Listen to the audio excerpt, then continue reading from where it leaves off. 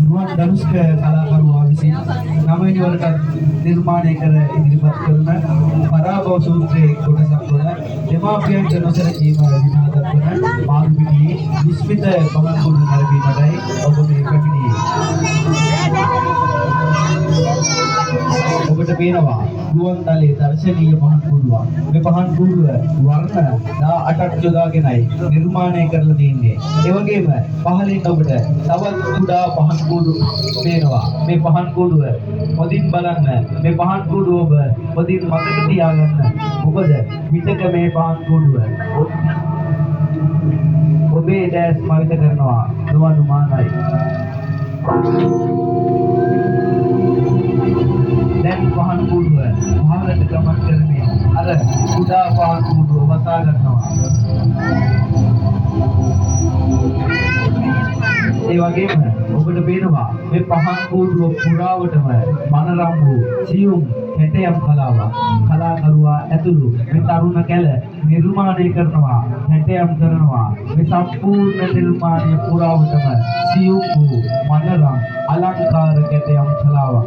ඒ වගේම මේ කතා පුවතට අදාළ සියලුම රූප රාමු ඔබේ දර්ශන තලයට පැමිණෙන ආකාරය දැන් බලන්න පුළුවන්.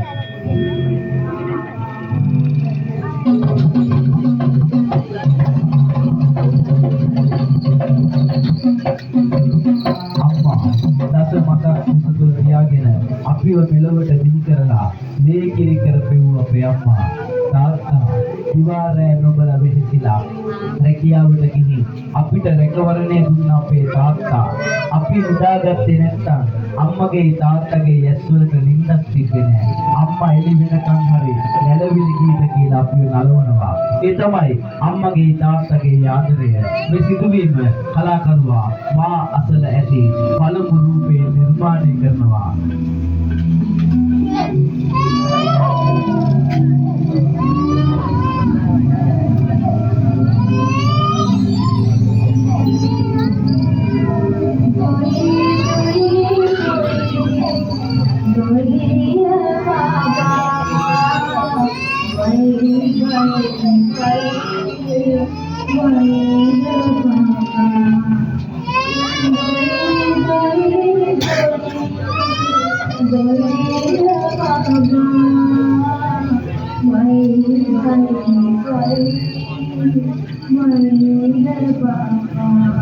අම්මගේ තාත්තගේ ආදරේ රැකවරණය වෙන හැදෙන දරුවා පාසල් යන අවදීට පැමිණෙනවා.